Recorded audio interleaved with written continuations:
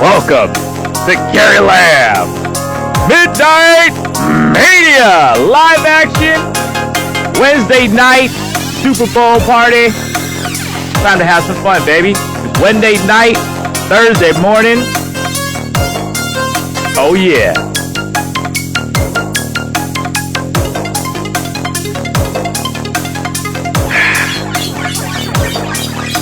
I'm just gonna sniff it in, drinking the glory, because we are in the Super Bowl.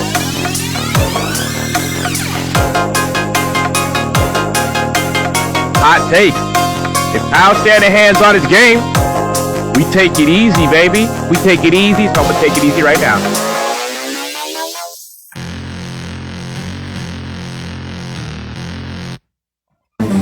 Ladies and gentlemen, damas y caballeros, 49er faithful throughout Las Vegas and the multiverse, welcome to Gary Lamb Main Event Mania Midnight Live Action Super Bowl Edition, baby. 49ers Chiefs. Oh yeah, we're finally here, baby. We made it, man. Whoa. Hey, gotta have another one of these. And I don't know about you. I said this before. Playoff football has me stressing. And I'm stressing, man. But I'm going to take it easy, baby. Because if Kyle Shanahan finally does his job, which he's doing a great job the whole damn time. I thought everything's relative, baby. Relatively speaking. You know, Super Bowl Kyle does his job. And we got this in the bag, man. We got it in the bag, man. I'm going to explain that to you. I'm not going to go into too much numbers. Because this is about feelings, baby. It's about enjoying the moment. Because that's why Kyle gets paid the big bucks. That's why Brock Purdy has a Toyota sponsorship. You know? That's why Travis Kelce is dating Taylor Swift. That's why Kyle Juszczyk's wife is making some cool-ass jackets. I'm feeling it. So I'm feeling it. Midnight live. Time is right now. Got 3 minutes to midnight.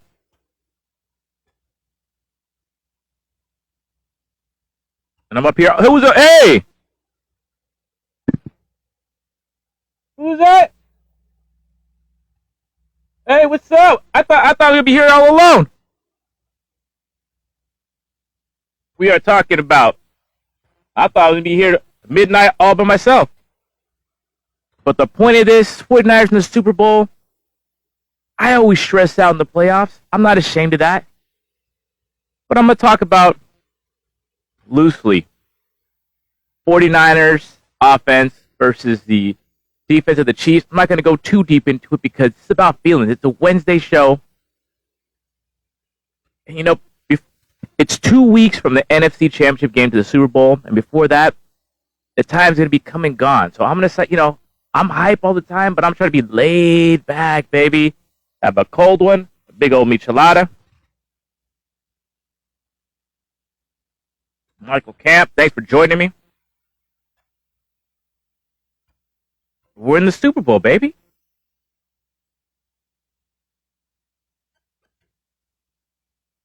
But I'm going to tell you why. 49ers should win this thing. Straight up. This is a Kyle Shanahan Super Bowl. And really, second half of the season, really after the Eagles game, even the beginning of the Eagles game, Kyle Shanahan's scripts haven't been great. We've been in a hole, even against Philadelphia. We started out slow. We didn't run left behind Trey Williams, and we started out slow in that game, even though we whipped butt the rest of the game. I think the big matchup.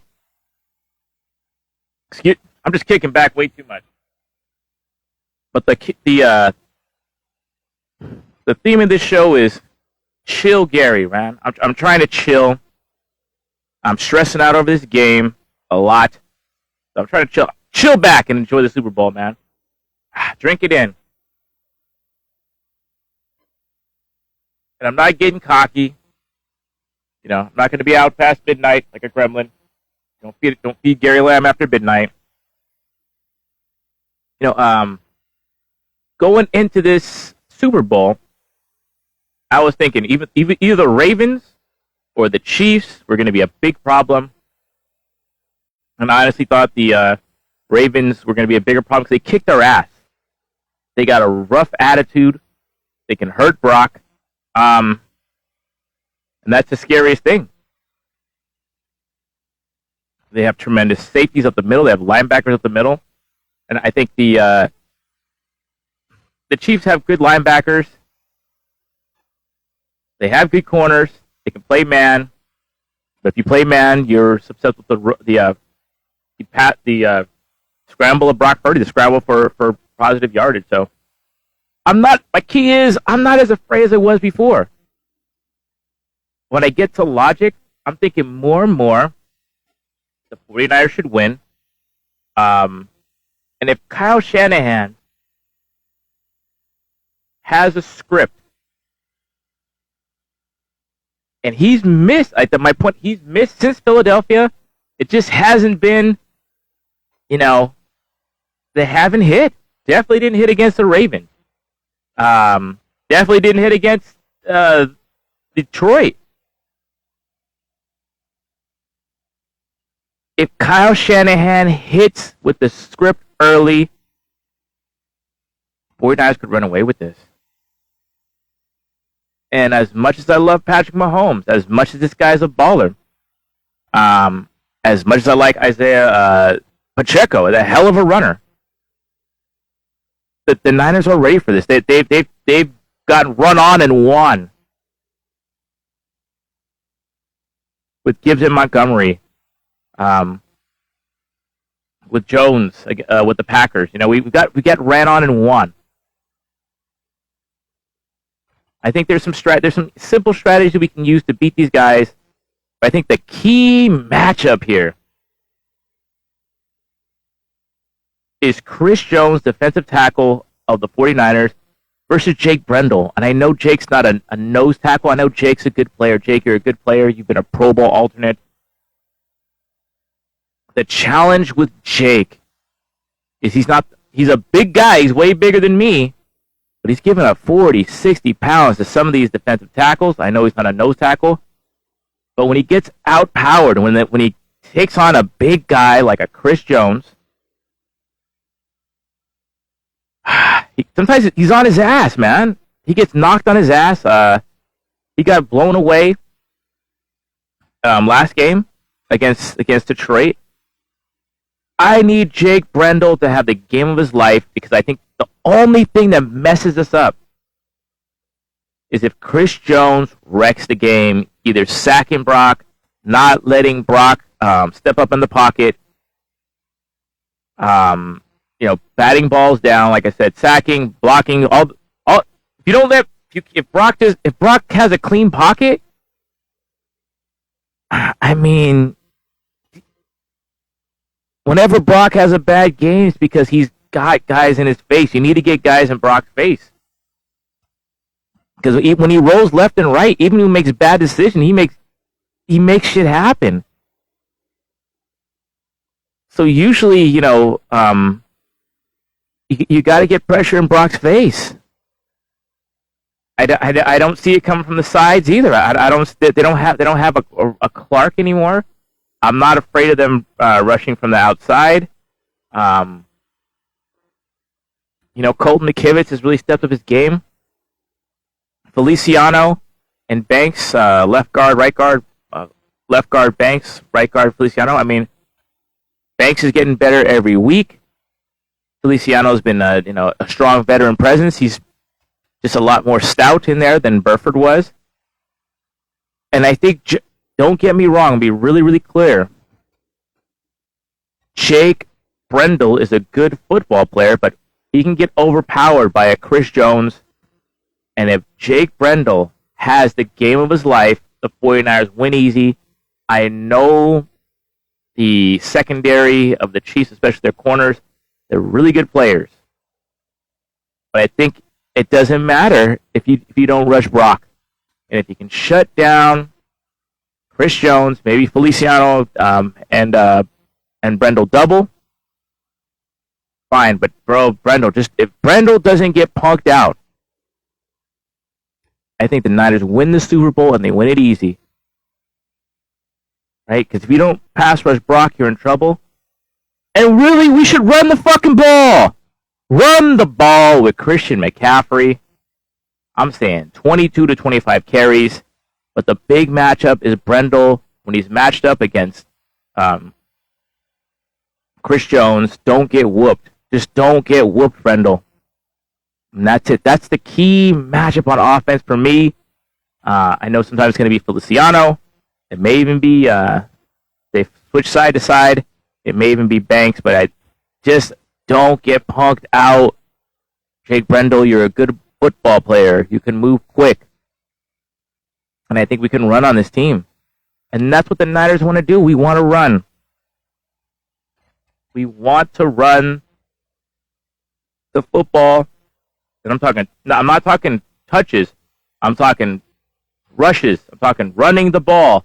Handoffs to McCaffrey. I'm talking 22 to 25. That's what we should do. We should be 50-50. Balanced offense. This show is about what the 49ers should do. If the 49ers are balanced, they could win this game easy. All right? I'll go more into that later. But my main point is Kyle Shanahan. He's due to win a script. He's due to really jump this team out early. And I want to say about Brock, looking at these interviews, it doesn't seem too big for him. It seems like, it's different. I like him more. I'll go into that later. I want to talk about the Mooney Rule and a lot of, other teams are upset that the 49ers are getting compensatory picks because the 49ers are hiring minority coaches and they're getting hired to higher positions by other teams. And you know what? F those other teams.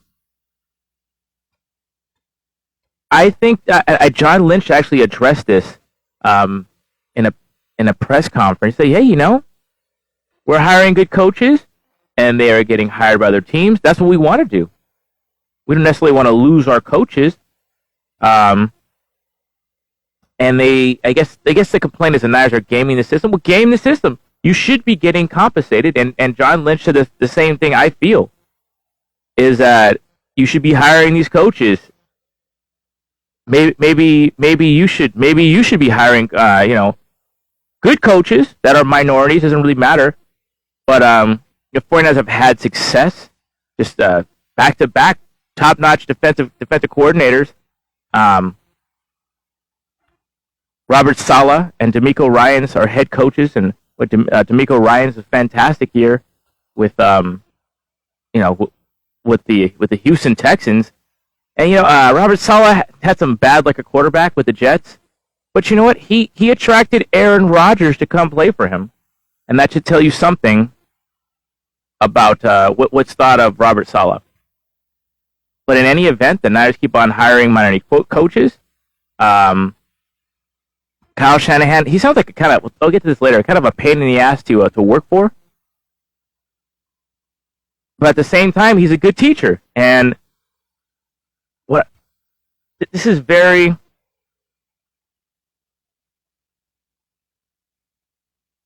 I like this about Kyle. He's an asshole, but he's an equal opportunity asshole.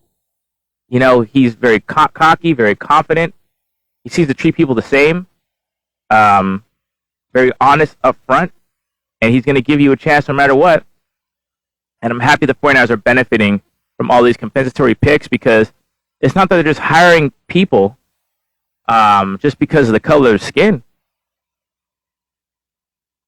or their whatever status, right? But these are guys are going on and advancing on other teams. This is the Bill Walsh effect.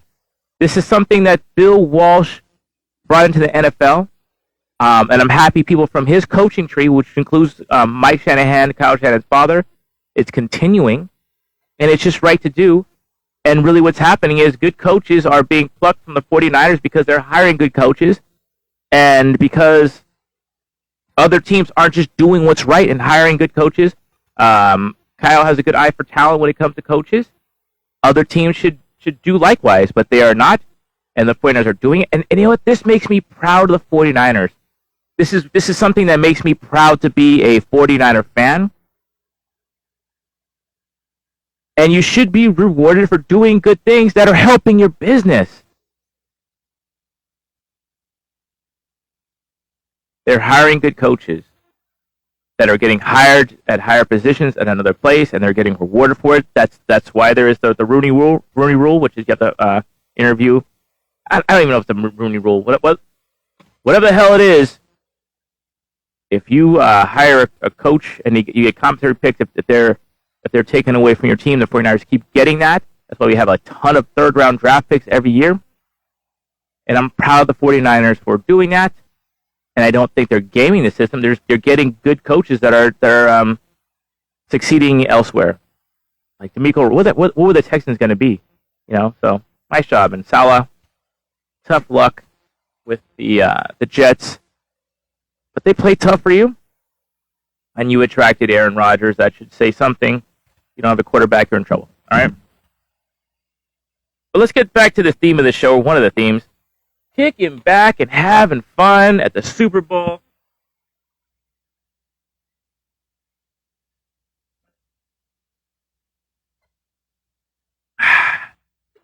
Drinking in the glory. I'm not in Vegas, but I've been stressing out. I'm going to drink in the glory of the Super Bowl and enjoy some of the shenanigans. We got to see Brock Purdy do a SpongeBob impression. I'm not going to do that because I'm not good at it. But apparently I got to know that Brock Purdy does impressions in the huddles. That's cool stuff, man. I like these shenanigans. And I'm gonna do little shenanigans right now. Soak in the glory. The Late Show, if anyone's listening late, what time is it? It's 12:12, February 8th. We are counting down to the Super Bowl. It's Thursday. Super Bowl is on Sunday. Here we go. It's getting there. And it's a show. And I want to give my take on Taylor Swift. In my stories on Instagram, I kind of make fun of the situation. Excuse me. Look at that. Don't drink in podcast. But it's a special occasion, Sometimes you got to celebrate. Celebrate good times. Come on. But Taylor Swift has been a big story in the Super Bowl. Dating Travis Kelce. That's someone's girlfriend, so I'm not going to, get up in their business too much. But I don't think it's a bad thing. It's funny. I want to make fun of it. It's hella funny. Because, she's it's just hilarious. Everything she does, you want to see it, right? And I really like Taylor Swift. I don't buy albums anymore, or I don't know what people do.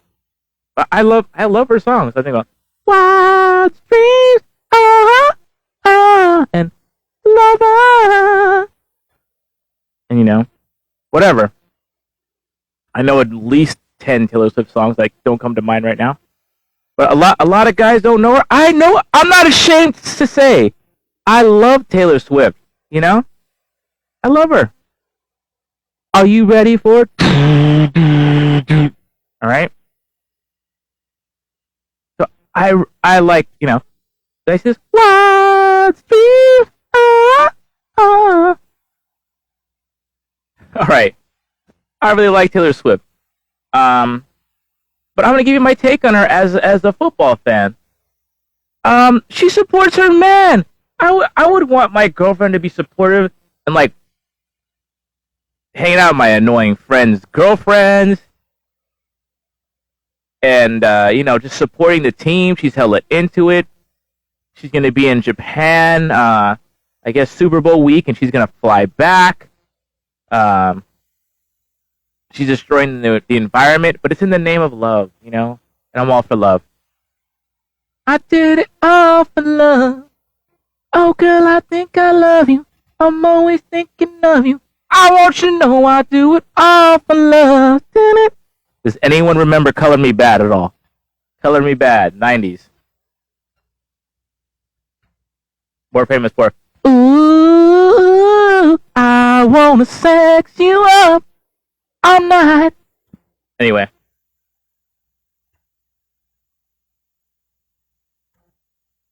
It's the Super Bowl, and I like Taylor Swift. Is she a jinx for the Chiefs? I don't know. It's funny because whenever I think of Taylor Swift, I think of Levi Stadium.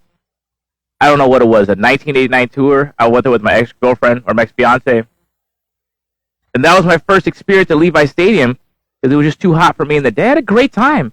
That was before the, I don't know, they 49erized the Levi Stadium. It was just kind of just empty and white and just bland. But it felt like it was made for the Taylor Swift concert. So I don't know. I feel like there's a connect. There's some big-time Swifties associated with Levi Stadium. So I like Taylor. I'm gonna enjoy. I'm gonna enjoy seeing Taylor in the fan. So or you know, wherever she's at in the press box. So I am for Taylor Swift. Gary Lamb, not ashamed to say he is for Taylor Swift. All right. I'm trying to think of the Taylor song. I don't know. Shake It Off. Shake it off. If you ain't ready, if you're ready for it, right? So Taylor Swift, I love it. I love the hype. That's how it should be in the Super Bowl. The players got to play, and the haters got to hate. But I'm not gonna hate on Taylor Swift. I think the more I see her as a fan, the more I think she's pretty cool. She's like kind of quirky. She's supportive. How long could it last? I don't know. But that's none of my business. But I enjoy seeing Taylor at the game. Other celebrities are not paying attention. She's so into it. She seems cool. She seems like herself. So I don't like meeting celebrities. To be honest, I don't want to meet anybody. The two people of my life who I want to meet. One is the Macho Man. The other is James Brown, Soul Brother #1. So I know no matter what, those brothers don't let me down. They're just dudes, man. It's like, even if they're mean, they can't let me down. I don't want to meet these celebrities. I don't want to meet them. I don't want to know them because I don't want to ruin my... I'm a Taylor Swift fan, to be honest. So. I'm Gary Lamb. Not ashamed to say I'm for Taylor Swift. How you like that? All right, let's talk some football. That was for the Swifties that follow me. Thank you very much. You've infiltrated the football. But you know what? Gary Lamb, Innovate Mania. Part of my self-care is to be more about community and care about everyone. So if you care about Taylor, that was for you. That was for you, Swifties. So I did that for you. And I'm taking heat. I take heat from everybody just for being myself. And you know what? I like who I am. I like the way you look at me. All right. Here's the biggest question. Aside from stopping Chris Jones, everyone's talking about how to stop Travis Kelce. I don't think you got to go with 5 up front to stop Pacheco. I think the key is spying Dre Greenlaw on Patrick Mahomes. I made this statement before. You do not want Dre Greenlaw on your case all damn day. Your day will be miserable. Okay, it'll be a miserable day for Patrick Mahomes. I'm not sweating the 3 tight end sets for the Chiefs, or 2 or 3 tight end sets. And I'll tell you why. Travis Kelce don't block. He doesn't block. You can guard him. Hey, what's up, Night Shift? Night Shift, I'm glad you're here. Because I'm talking about what we can do to stop Travis Kelce. And I admitted that I'm a Swiftie. Are you ready for it? But I don't think we need a 5-man front to stop the multiple. Yeah. YouTube night shift, baby. Tonight. Okay. Hey. Check out the night shift on YouTube tonight. All right. I think you're the only one watching. I think you're the. My theme is, Zach. I get really I get nervous. I don't enjoy the game, so I'm laid back. So Zach, this is for you. Zach, I'm trying to take my own medicine, and this is for you, Zach. Check out Zach in the night shift. If you don't catch him tonight, catch him another night. The night shift on YouTube. But how do you stop Travis Kelce? I know you saw this. Here, let me read what you guys say. All right, what do you say here? I know we're talking Niners, but how are you feeling about Captain Clay? Okay. All right, Zach. We got me and you. Me and you have to talk Klay Thompson. And Klay Thompson, his whole career. Okay, I'm gonna start my basis of the Warriors. The whole job is to protect the main man, Steph Curry. And I always looked at Klay Thompson, number one job to guard the best perimeter defender, whether that's the point guard or the two guard, right? Because Steph Curry, he can play defense, but why do you want him doing that? Steph had early in his career, he had an injury history, and you want to keep him fresh so you can take it to the house all the way. All right? And my challenge with Klay Thompson right now, Zach, it's not the shooting. He's hot and cold his whole career. He's had some tremendous historic playoff games, but he's had some games where he just missed. But what he always had with that defense, and he protected Klay Thompson. And my challenge with Klay now is at his age, can he ever get back to be that defender? Okay, I think he can help other team. In the beginning of the year, Zach, he wears number 11. 11 is my number, bro. Gary Lamb, number 11, Gary Lamb. I think what he's missing is the defense. I'm not worried about the shooting. I thought that they should trade him for with a package to the Lakers for LeBron James. I didn't think Anthony Davis would be this healthy, but the Lakers are still no good, right? I think if the Warriors were better, and the reason why I say LeBron James, I know he's older, but we're trying to get Steph Curry another title. All right, and look at the lineup right now, the one that's producing. Okay.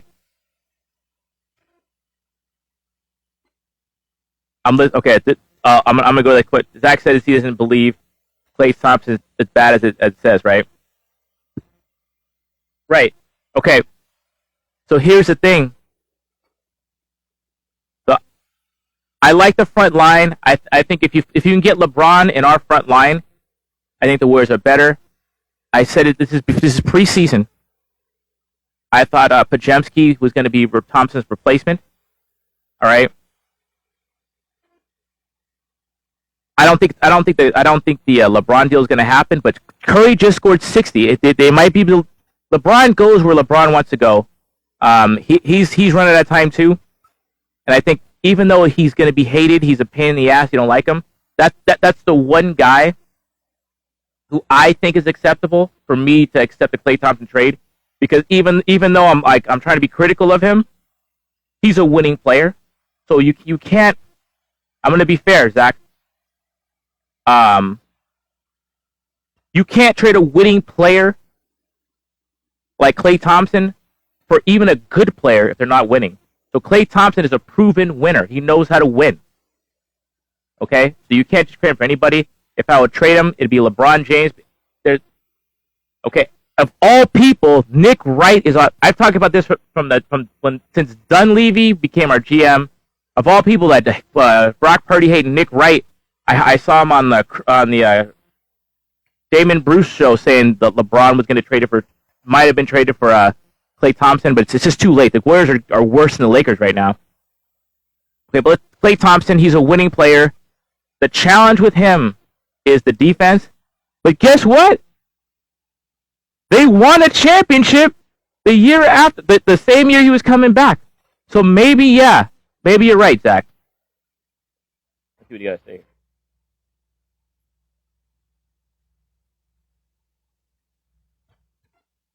Okay. I was tough on Klay. I don't think his defense is as good as it was. But here's the thing. If you're not going to get a LeBron James, I think right now you're going to sell him low. The trade deadline's today, the 8th, right? It's night. The trade deadline is today. So we're gonna see what the hell happens. If it's not for LeBron James or a top guy, right? Who are we gonna get? Antetokounmpo? We're not gonna get nobody. So unless it's a winning player, we don't trade him. I wouldn't trade him. So, like I said, Klay Thompson. I got to bring this up for Zach because a lot of people love Klay Thompson. I think the Warriors could win, Zach, with the team they have. I like the lineup of Kuminga and Wiggins and Draymond. They play faster. They're more athletic. It changes them from a not athletic team to an athletic team. The Warriors can win this way. Excuse me. But here's the problem with the Warriors. They're young. Trace Jackson-Davis, young, doesn't know which way to go. Podziemski doesn't know which way to go. But those guys have been playing. Podziemski's been fantastic. And like I said, you could look at my videos, Gary Landman, Event Maniacs. I said it's gonna be Kuminga taking over for Poole, and it's finally happened. And maybe we criticize Kerr a lot. All right, but you should not be able to get in the damn games unless you're doing the right shit. Because you can play good, you can put up stats that are not winning stats. They're not winning players, right? You could play and play not like a winner. And one thing Steve Kerr knows how to do is win. How many damn He wasn't on these damn championship teams for nothing. With the Bulls, with the Spurs, with the Warriors. And maybe it's the kids.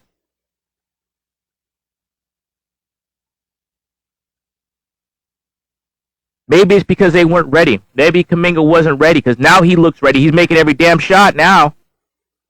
Podziemski had some big games without having turnovers. So I think right now the Warriors have gone from a non-athletic team to now you got a mismatch in the front court because you got three interchangeable parts. I don't love the fact that Kuminga's looked at as a power forward because if he's a small forward, he's got a size advantage, right? But he has advantages as a three. But you got a 1-2-3 that can interchange throughout the front court and maybe play some two guards, right? And are a mismatch everywhere. So yeah, if the Warriors can get going, they could do well. And I think right now we've criticized Steve Kerr, but the best thing he does is get these freaking players to play together. That's the main thing, man. How many super teams haven't done shit?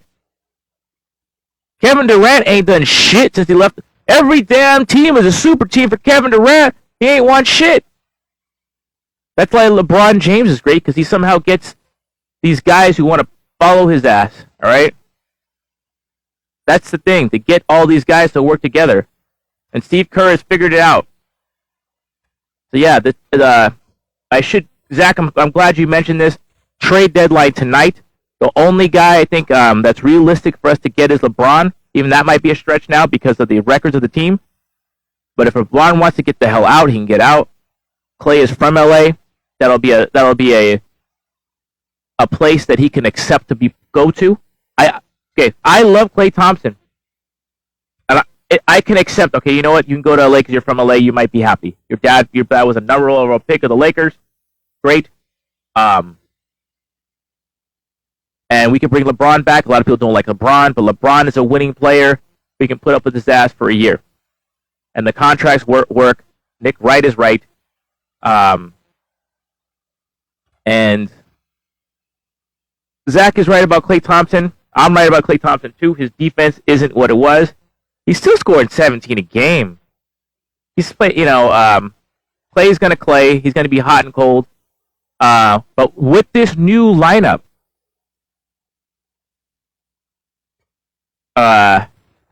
it's doing well.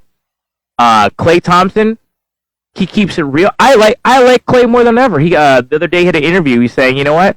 Yeah, it hurts not to finish a game, but damn, the guy's real. He's real. I think he's a winning player, and I respect the hell out of him. So, bam, Zach, question answered. If I can get LeBron for him, I'll do it. But with this, the way Steve Kerr is handling this team with the rise of Podziemski, the rise of Trace Jackson Davis, we're playing Quinones. The guys could shoot. Steve Kerr's got a rough job. He's doing it. I think he could win with it. I think we could win with this team, but we're gonna rely on young guys, and young guys get beat.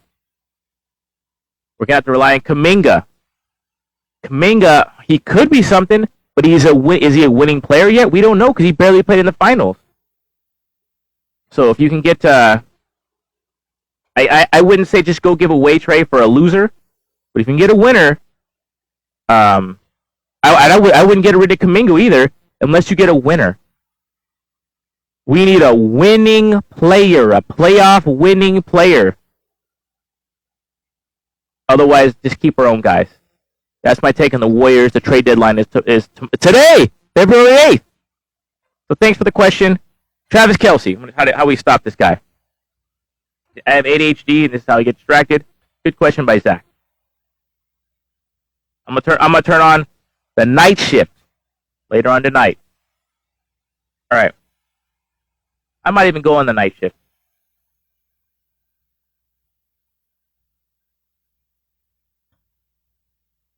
Travis Kelce. I don't think we need to put up 8-man front, or I don't think we need 8 in the box to stop Pacheco, because Travis Kelce doesn't block. I think we could stop him with Ambry Thomas on passing down. I think if we have to, if it's a one receiver set with just Rashee Rice out there and 3 tight ends, put Javarius Ward on him. Put Demo on Rice. It'll be tough for Demo to guard Kelce's too small. But I'll take that, though. I don't think we need 8 in the box. And I really don't want Fred Warner on Kelce, because that leaves us wide open for Pacheco to do things. But I know one damn thing. Our safety's got to tackle. Jair Brown has to tackle. Gibson has to tackle. Let's fucking go. Our corners have to tackle. When Demo Lenore is in the nickel, we need to tackle. I think we could stop their asses in our nickel. How you like that? Because that means Ambry Thomas is on the outside and Demo's in the middle. I like that. Demo Lenore. Diameter Lenore in the middle. I think we could do that. I think Jair Brown has to step the fuck up. He makes a lot of tackles. Logan Ryan, when you're in there, tackle. And our defensive tackles, Eric Armstead needs to play well. When Kinlaw's up in there, he needs to stop the run. Javon Hargrave has to fucking step the hell up. This is all to stop Travis Kelce, because I think we can guard him with a corner. We can guard him with Lenore. We can guard him with not Lenore. We can guard him with Ambry Thomas and maybe Javarius Ward. And no one else is saying this, but it wouldn't surprise me because the Niners got some taller corners like Ambry Thomas and Javarius Ward. When I'm talking about when they go to the the big package where they got a bunch of tight ends, right? Don't put Fred Warner. Don't waste Fred, because I want Fred Warner and Pacheco. I want that because Fred Warner makes good decisions. Fred Warner is going to have to plug that damn hole. Fred Warner is going to be everywhere. I think Fred Warner is going to be everywhere. He can handle it. And I want Greenlaw. I want him spying Mahomes. That's what I would do. But Steve Wilkes gets paid a lot of money, so we'll see what the hell he does. But bottom line, the 49ers are better as far as talent, man-for-man talent, than the Chiefs. If they're not ready for the fucking Chiefs now, then they're never going to be ready. I think the strategy of keeping the quarterback in the pocket, keeping their rushing lanes, I think they've been trying to implement that the whole damn time. And if Patrick Mahomes beats them again, it's on the 49ers. Period. And I think man for man, the 49ers are better, and they could man up. And if you have and you could keep Greenlaw on them, I'm not sweating the Chiefs receivers. And if Ambry can't, and if you can't guard Travis Kelce, guess what? No one else can. So bam. All right, let's talk about the turf. We got sidetracked talking about the Warriors, but you know what? I'm happy to answer questions. That's what this is about, man. Gary Lamb at Mania, it's about that. Klay Thompson's a really important guy to the Warriors. So I'll talk about the Niners again. It's the damn Super Bowl. But I do want to talk about this turf. So what happened with the turf? The NFL, the rule is home team, and they switch back AFC, NFC every year. AFC team gets first pick. They got the Raiders facility, and the 49ers got UNLV. But because it's a grass state, it's an indoor stadium with grass out that they wheel the grass in, similar to Arizona, right? So it's going to be a grass field, so the 49ers need to play on a grass field when they practice. But what they did, they laid turf over. Say, this is the turf. Bam. So what this is the fake turf. So what they did, they put real grass over it, right? And in the grass, there's seams like that. See the seam? And that's the 49ers. It's soft. It's really soft, right?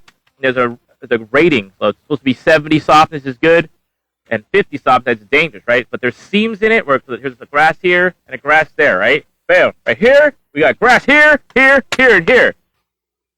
All right. So there's seams in it, and they're it's new sod. So there's seams, so the guys can get caught in that. They're not as worried about that, and it's too soft, right?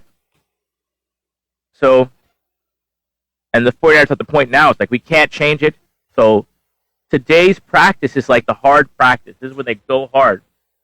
Either they're gonna, and they're saying the turf is getting harder and it's settling in, but it's just strange. They put turf.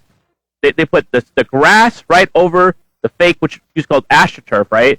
The field turf. So it's a fake grass, real grass over fake grass, right before the Super Bowl. And I was like, what the hell is this? It's not a good condition to practice on. So they're just gonna have to power through it. But this is the thing: you can get injured, and if there's an injury, that's gonna be a bad look for the NFL. And I think that's one of the reasons why the 49ers continue to just haven't been putting out the effort, because they know that they're all needed and they don't want to get injured, right? And that you want to go hard in the Super Bowl, but how hard can you go if you don't trust the surface? So interesting. That's a bad look for the NFL. So that's a little turf talk. A little bit of turf talk. Bad look for the NFL. All right? All right. I'm feeling more confident the closer we get to the Super Bowl.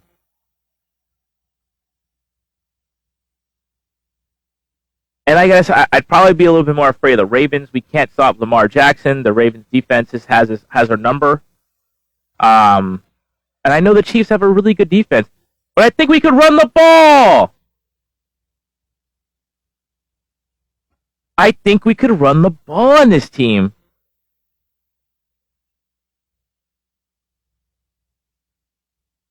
If you're not a great run-stop team, it's going to be hard to beat the 49ers. That's what the 49ers do. Man, it's about time Kyle Shanahan puts together a tremendous first drive. Architects of that script. Get us off to a lead. Let's go.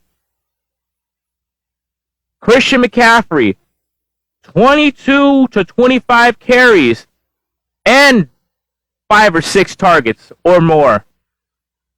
It's the Super Bowl. 22 to 25 carries for McCaffrey. Hey, take 30 if you want. 5 or 6 to Debo. And I'm talking runs. Juszczyk, give me 1 or 2. Give me at least 3. A combination of targets and rushes. At least 3 for Juszczyk. So that means either a combination of, like, that's 2 rushes and a target. Yeah, give me 4. Give me 4. And I don't need to see the other guys. Donovan Mitchell? Or not Donovan Mitchell. Elijah Mitchell. You never fumble, so you can get a target too. Or you get a run too. Getting nervous. Gonna soak it in, baby.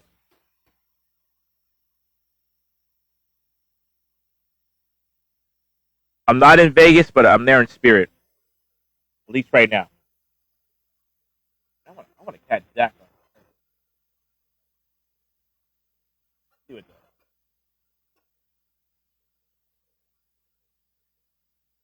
Catch Dak. I want to be present in this moment. But I want to share the community of 49er faithful. But let's talk about these things. A big story coming out. Just want to address them on Gary Lamb at Hitmania. Tom Brady.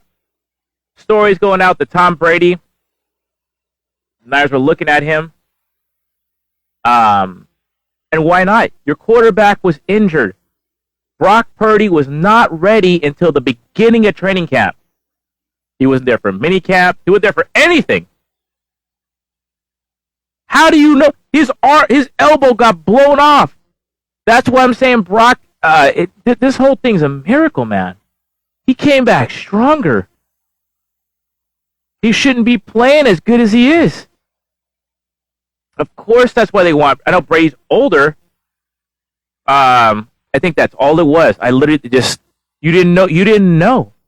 They didn't trust Trey. They didn't trust Sam Darnold. That was it. If you're talking about Trey Lance, Sam Darnold, if Brock's not back, you're going for Tom Brady, okay? Let me address Cam Newton. Hey, you know what, Cam Newton? Bruh, I'm hating on you because if you could game manage, you'd still be in the NFL. You haven't lost all your athleticism. If you could game manage, you'd be in the NFL. And Tom Brady can game manage, and that's been the whole story. If you can game manage, you could win with the 49ers, and Brock's going to have to game manage to win with the 49ers. Sunday. I'll get to more on that, but I think it's just simply, they didn't know if Brock could come back. They didn't trust Trey Lance. That's why they brought in Sam Darnold. They don't trust Sam Darnold, and that's why he talked to Brady. Brock's coming off surgery. That's what the hell they got to do.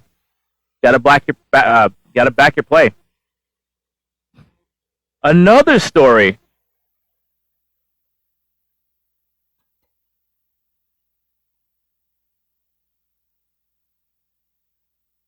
It's coming out that other players and coaches are saying that Kyle Shanahan is like he's got an eye in the sky in coaches' meetings. So he can actually look and hear what's going on in your meetings in like the quarterback room, the linebacker room, and Kyle could just be like a voice in the sky and be like, you know,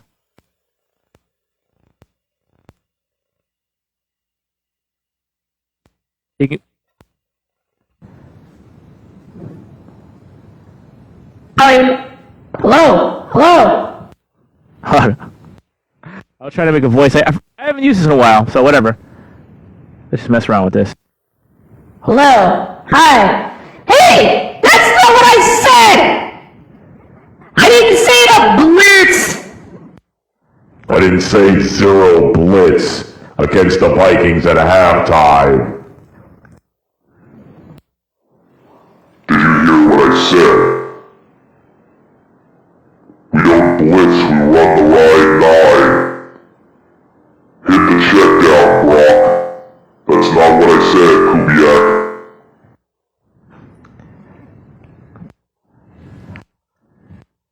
So anyway,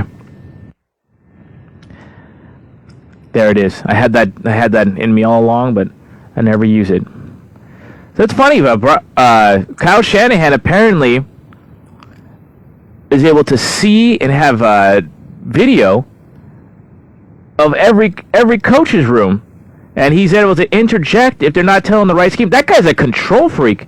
It's kind of psycho, but it shows he cares. So I don't know how I feel about that. I probably would front load Coach, and it's like, hey, you know what, Coach? This shit creeps me out. So what I'm going to do, I'm going to curse you out and talk shit about you, Jed, and John. You know, and the first 5 minutes of every meeting will be fuck Kyle jokes. Just to calm me down and get used to the fact that someone's spying on me. Interesting, right? All right. The big matchup on the offense. It's going to be Kyle Shanahan versus Steve Spagnuolo, defensive coordinator of the Chiefs. The Chiefs have a tremendous defense, but it's time for Kyle Shanahan to win with that dang script. I said I don't know how many times, and repeat it again. He hasn't done it in all the playoffs. He really hasn't done it, late in the year. It's time for him to win. And I was listening to Spagnuolo in some of his interviews. I don't know if they have Brock accounted for.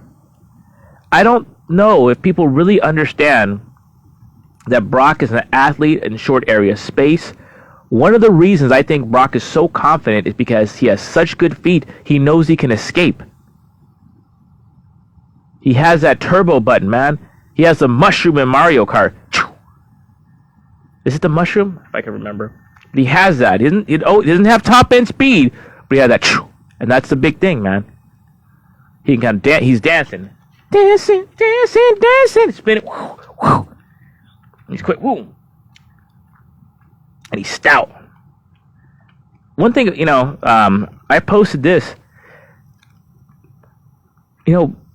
Patrick Mahomes is 6'2", Brock Purdy 6'1". I know 1 inch, the football's a game in inches, but Brock Purdy didn't seem that much smaller than Patrick Mahomes. Patrick Mahomes is cool. He looked comfortable. He's been there before. But even as far as personality-wise, Brock is low-key. It was all new to him, but it didn't seem too big for Brock Purdy. So I'm more confident. I don't think Spagnuolo really, it seemed new to him. His game plan, to stop Brock Purdy as being a scrambler, his athleticism. I think the Chiefs respect Brock Purdy. That might mean that they're gonna have a good game plan. But the Niners' game plan should be to run to me, man. Run the damn ball. And I always say this.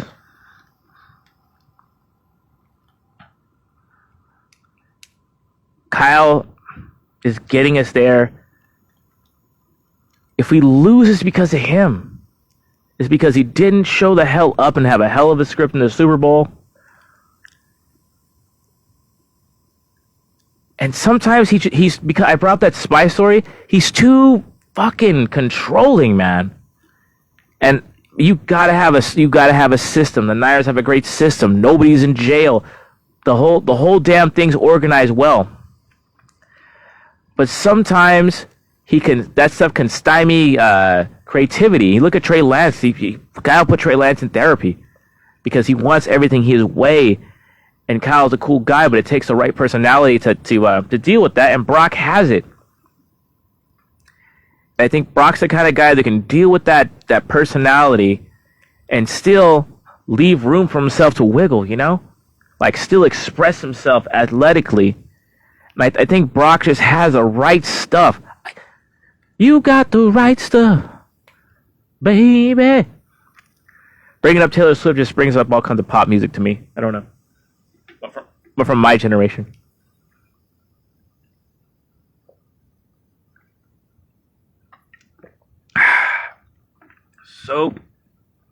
Soak in the glory, baby.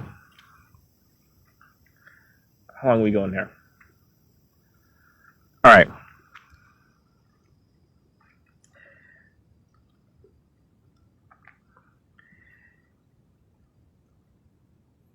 It's time for Kyle to put up a hell of a game plan, and all Brock's got to do, you don't have to be the hero.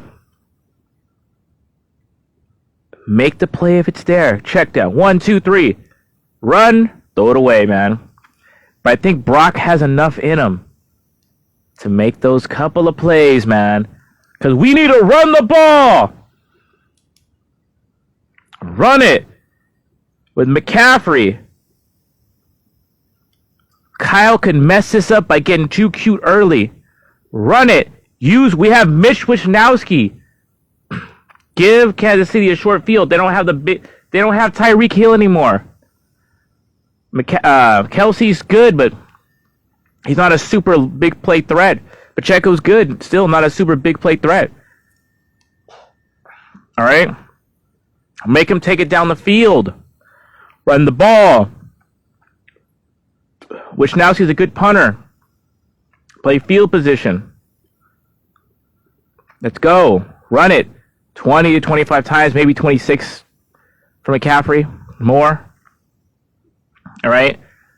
Brock Purdy on third downs. Make big plays. Throw it away. Run with your legs. Throw it where the other receiver can't catch it. Back shoulders, throws. Stuff like that. I think you could do it. You 3 or 4 times break their back on a third down. Especially early. We can run away with this game. I'm saying run. Run the ball. No stupid quarterback draws. No game plan runs I'm talking about for Brock Purdy. Just let him scramble, baby, and it'll be all right. My point is about Kyle. He gets things so structured. Guys forget how to have fun. They forget to play backyard football. And Brock hasn't done that. So Brock could run the offense and still have enough self-confidence, confidence in God, to still make the backyard plays, right? Don't overdo it. Don't overdo it. Just right. You got to hit Goldilocks, baby. All right. A couple more things about the show.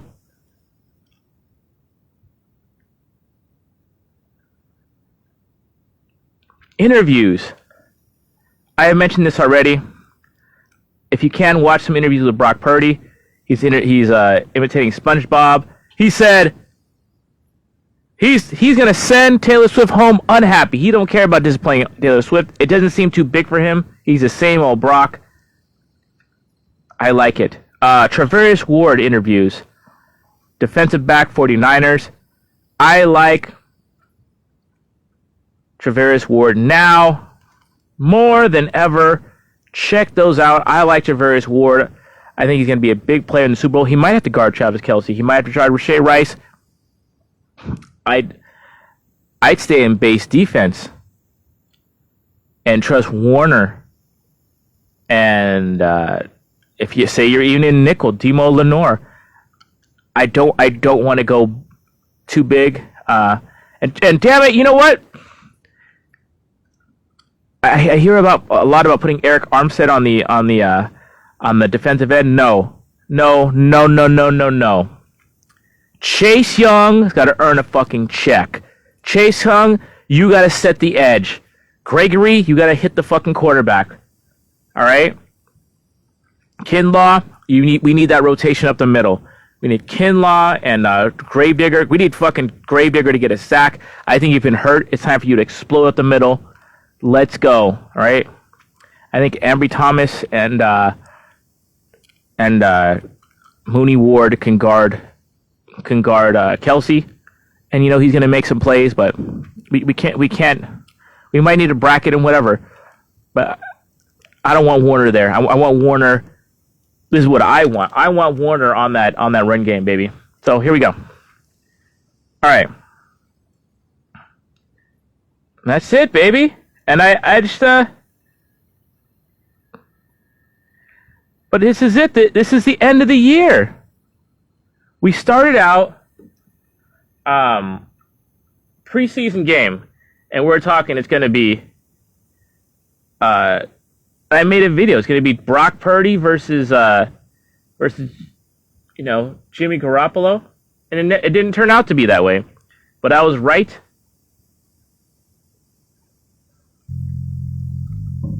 The Super Bowl's going to be in Las Vegas. Super Bowl, Las Vegas. And we're here. I don't know what's going on. Let's plug something. Whatever. We're going to do that again, Sometimes it doesn't work out the way you want. But we started out this journey of a 49ers season. We're talking the preseason. I'm making predictions. I'm saying the Niners are scoring 30. I'm saying Brock is putting up Jeff Garcia numbers. Those are all correct. And I put out a cool video like, it's going to be Brock Purdy versus Trey Lance. Those motherfuckers didn't even play. Or it was Trey Lance versus some. I don't remember.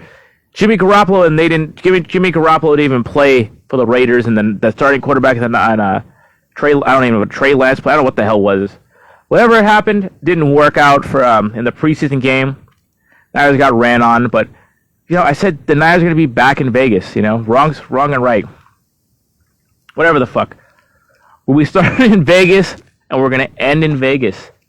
And this journey's coming to an end. The 49ers are going to either win the Super Bowl or they won't. But I want to tell you,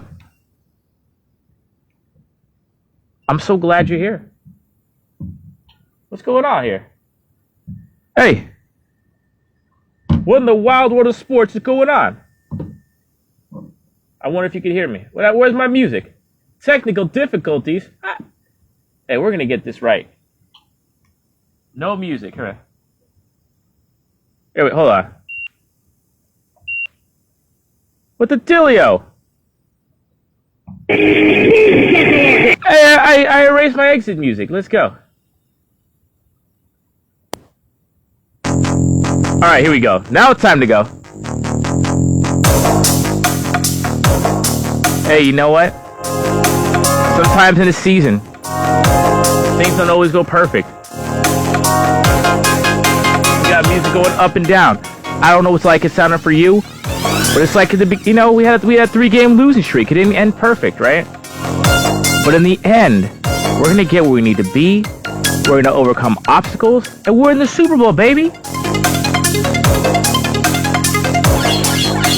So if you started with Gary Lamb in the preseason, and you've taken this whole journey with me, thank you so much. I mean, I'm hearing pulsating music. I don't know what you hear, but it doesn't matter. Because sometimes you gotta enjoy the ride and make the best of things. So I'm making the best of things right now. This is for you, Gary Lamb, Main Event Mania. Midnight Main Event Mania. God bless you. Keep it real, keep it clean, and drinking the Super Bowl glory, baby. Good night, friends.